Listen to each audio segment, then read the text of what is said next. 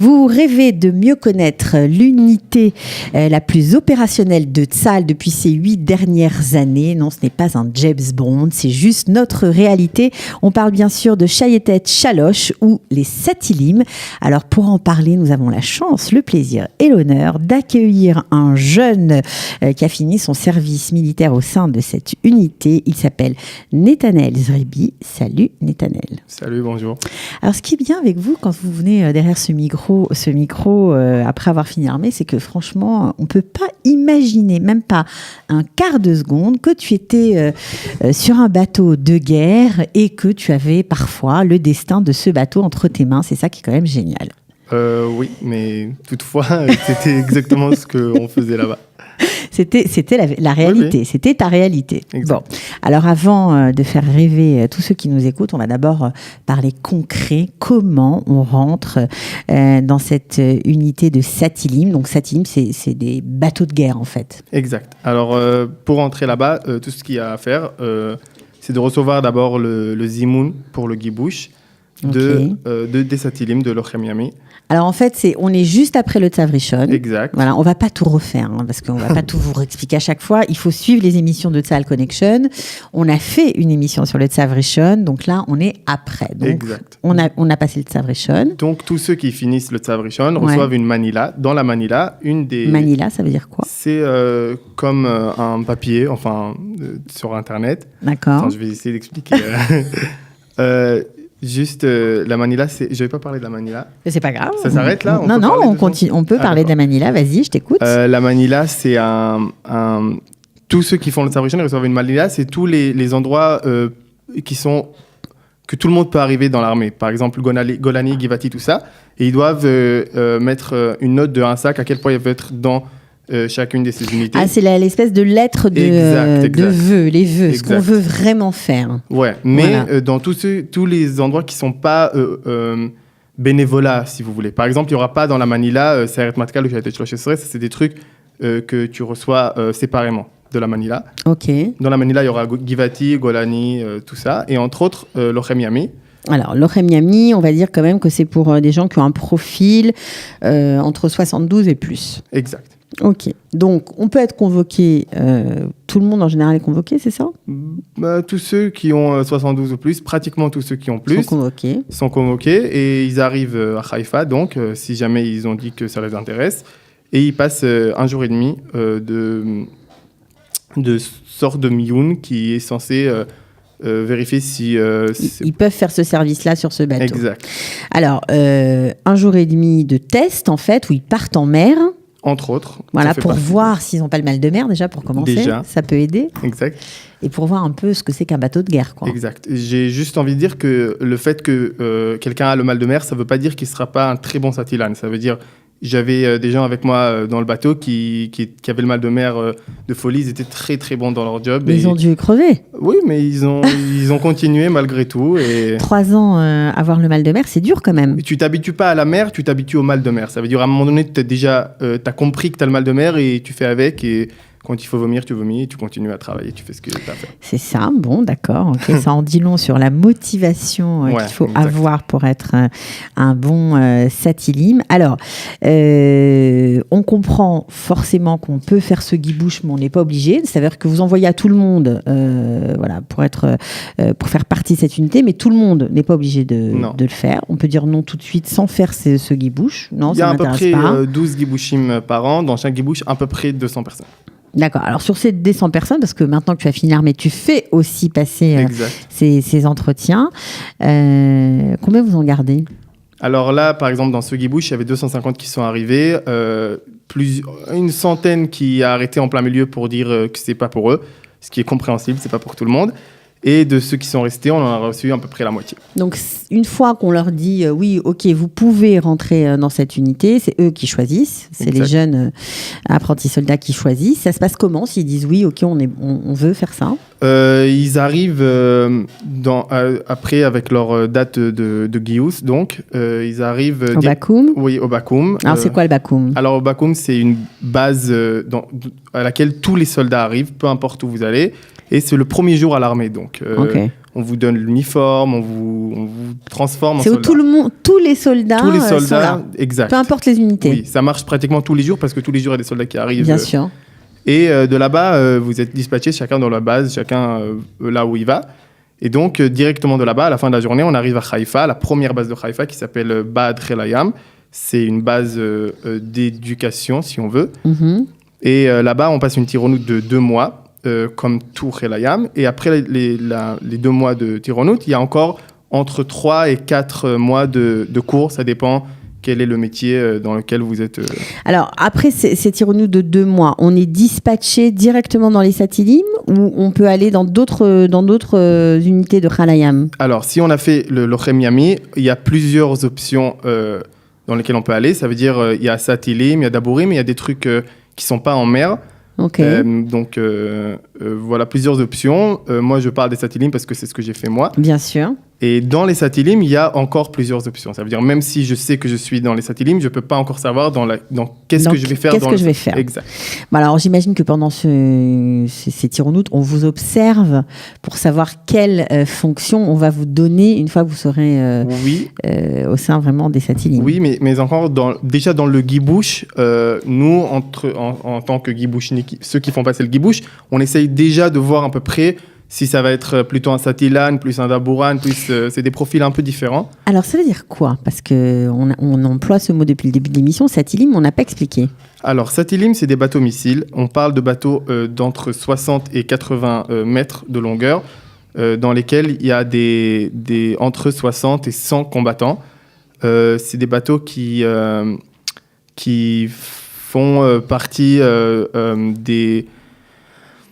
comment dire de la flotte israélienne, voilà, oui, pour défendre nos frontières, j'imagine. Exact.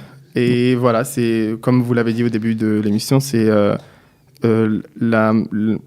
l'unité la plus opérationnelle de Tsahal, et pas pour rien.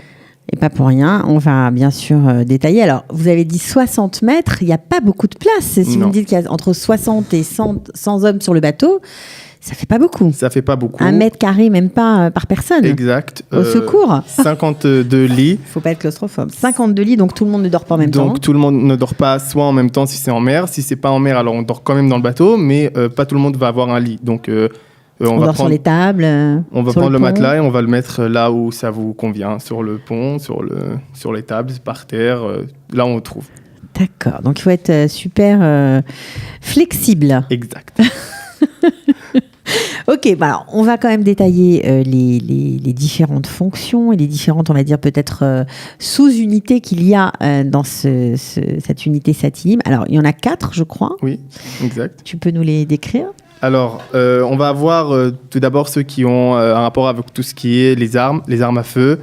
Ils vont avoir aussi tout ce qui a un rapport avec les cordes et le fonctionnement du bateau. D'accord. Ça, c'est pour les premiers. D'accord. Le deuxième sous-unité, si on veut, ça va être tout ce qui est électronique pour faire fonctionner le bateau et les missiles et tout ça. C'est des gens qui ont un rapport avec l'électronique. Le troisième, ça va être ceux qui ont un rapport avec les engins. Parce qu'un bateau, ça, quand même, faut que ça bouge. Mhm. Et il faut que les engins marchent. Faut que ça marche bien. Et ils vont avoir la machinerie, on va dire. Oui. Voilà. La machinerie et l'électricité et tout, c'est tout eux. Mhm. Et les derniers, ça va être un peu tout ce qui est communication, radar, comprendre où on est en mer, qu'est-ce qu'il y a autour de nous et tout ça. D'accord, savoir se diriger, Exact. savoir Où on donner va, qui y a autour de nous. des ordres au bateau, savoir où on est, Voilà. mesurer les distances. Tout. Donc ça, c'était exactement l'unité, la sous-unité où tu étais, toi. Exact. Ok, alors, c'est quoi les profils de ces personnes? Voilà, parce que, bon, électronique, engin machine, est-ce que c'est des gens super doués, c'est des gens brillants, c'est des gens au sang-froid exceptionnel, c'est quoi? Alors, on aime penser que le guibouche d'un jour et demi est surtout là pour Évaluer les gens? évaluer les gens et aussi pour juste se débarrasser de ceux qui ne seront pas du tout bien pour les Satilim. Après, on aime bien croire qu'on arrive à sortir de chacun le meilleur. Voilà, le meilleur. Donc, on ne parle pas de personnes exceptionnelles, Mais on parle de personnes qui vont devenir exceptionnelles au fur et à mesure dans tout ce qu'ils font. Et donc, moi-même, à la fin de ma première année, je suis devenu chef et j'avais des soldats. Ils n'étaient pas tous à la base extraordinaires, mais j'avais 4 mois pour les transformer en meilleurs Baccarat Shop. C'est ce que j'ai fait moi. On ne va pas rentrer dans les détails. Mais Baccarat Shop, je n'ai pas compris, mais bon, j'imagine que c'est un petit message pour ceux qui connaissent ton unité. Oui. Ok, donc, pas forcément des gens exceptionnels, mais quand même, pour ceux qui font électronique, il faut qu'ils soient assez balèze, il faut bien le dire. De tous les 4 sous-unités, l'électronique, ça doit être la seule où on va vraiment essayer de chercher des gens qui ont un petit rapport avec le monde électronique. On va souvent trouver des gens qui ont fait électronique à l'école, dans la background ou tout ça. Ou alors background physique, 5 Ridotte. Ça va être un peu plus le... Ouais. C'est plutôt ce profil. Mais sinon, non, pas forcément. La machinerie normale. Ça peut être de tous, des gens qui aiment bien travailler avec les mains. Dans toutes les unités, ça peut être un peu tout le monde. D'accord. Bon, alors, c'est quoi les qualités pour faire partie de cette super unité Chaétête-Chaloche ? C'est pareil, hein, Satilim, Chaétête-Chaloche, c'est pareil. Chaétête-Chaloche, c'est le nom de code, on va dire. Ouais. Quand ils sont en mission. On s'appelle Chaétête-Chaloche. Je vais dire que la première chose, c'est d'essayer de comprendre ce que ça veut dire 60 mètres pour 60 personnes. C'est pas grand du tout. Et c'est de savoir être quelqu'un d'abord qui aime les êtres humains, les gens, être amical, parce que c'est pas simple. Et surtout de comprendre... Il y a beaucoup de promiscuité. Oui, et c'est des gens très différents, comme on vient de dire. Et c'est pas tout le monde exactement le même. Donc, va falloir essayer de... Faire avec. Exact. OK. Et il faut comprendre ce que ça veut dire, parce que nous, on n'a pas des dortoirs dans la base. Même quand le bateau il est à port, il est au port, vous êtes quand même sur le bateau. Quand même dans le bateau, on dort dans le bateau, on mange dans le bateau, on fait tout dans le bateau. Et c'est pas simple. D'habitude, c'est ça qui est le plus difficile dans ce... Vous rentrez Shabbat ou pas ? Alors, on rentre de 2 Shabbats et on ferme un à peu près. C'est ça, ça veut dire on ferme un Shabbat sur 3, à peu près. D'accord, ok. Et est-ce qu'il y a beaucoup de pression ? Parce qu'on a l'impression, comment c'est le bateau, ça va ? Il y a beaucoup de pression. C'est pas une croisière du tout. Et je trouve Vous êtes toujours en mission, quoi ?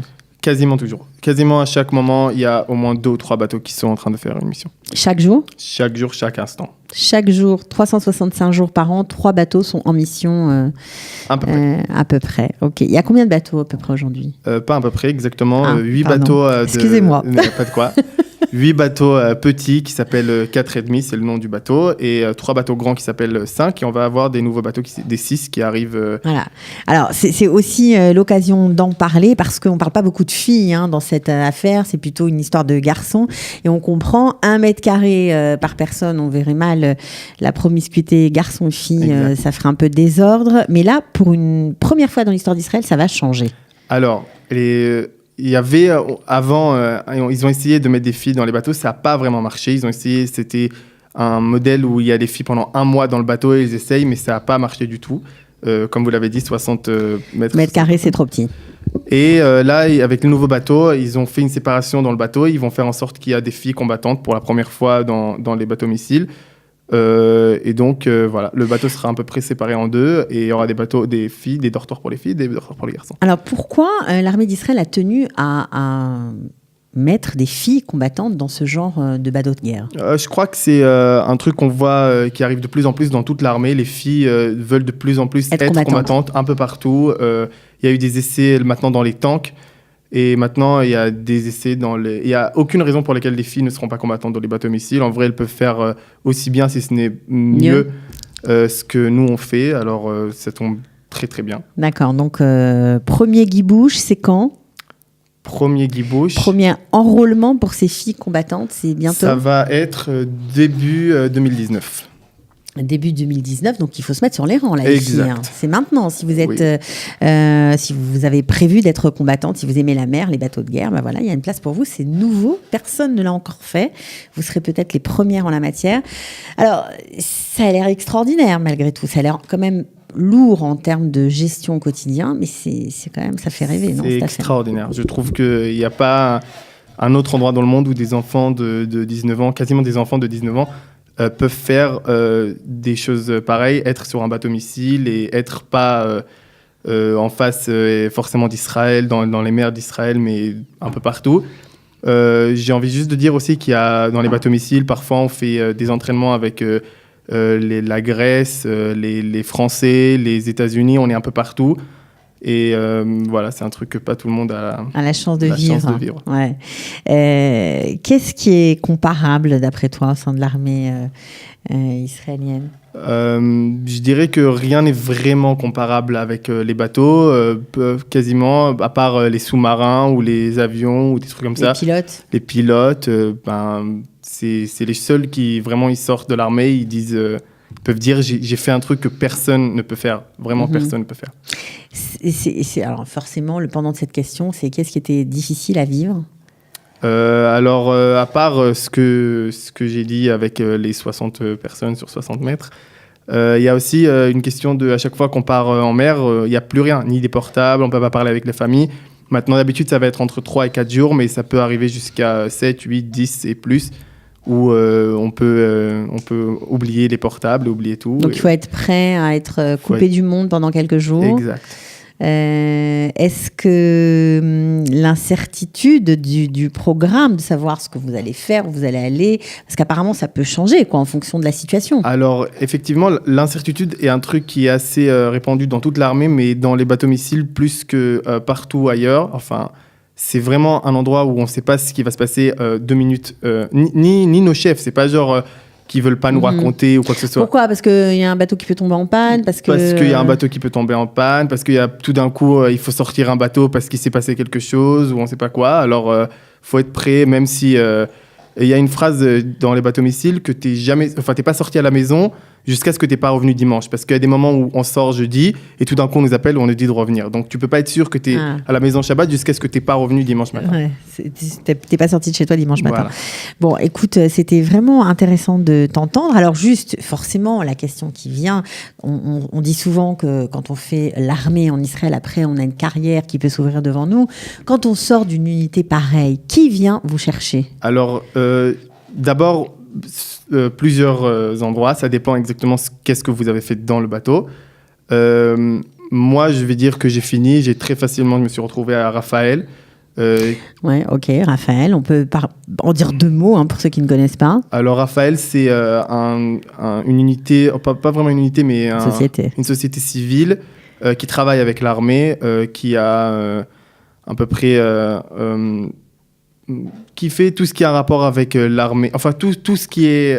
sécurité, quoi, on va dire. Sécurité et les missiles et les armes et tout ça, c'est Raphaël qui font et qui aide l'armée. Tous les systèmes sécuritaires, ok. Donc, ils sont venus te chercher ? Oui. Bon, tu peux le dire, sois fier. Ils sont venus nous chercher, pas que moi, tous ceux qui ont fini... Donc toi, tu bosses là-bas ? Exact. Pour l'instant, je bosse là-bas depuis 1 an déjà. C'est intéressant ? Très intéressant. Passionnant. Au moins. Au moins ça. Ok, bon, alors voyez, on est fiers de voir ces jeunes soldats qui ont déjà une expérience incroyable, qui nous défendent alors que nous dormons bien tranquillement dans nos lits. Heureusement qu'ils sont là. Bravo à toi. Merci. D'avoir mis en lumière cette belle unité. Je suis sûre que beaucoup l'ont découverte avec toi, les bateaux de guerre, les Satilim, Shayetet, Shalosh. Bravo. À bientôt. Merci à vous. Et puis j'espère que ça aura peut-être donné des idées aux filles, aux garçons qui ne savent pas où s'enrôler. À bientôt. À bientôt, au revoir. Ciao.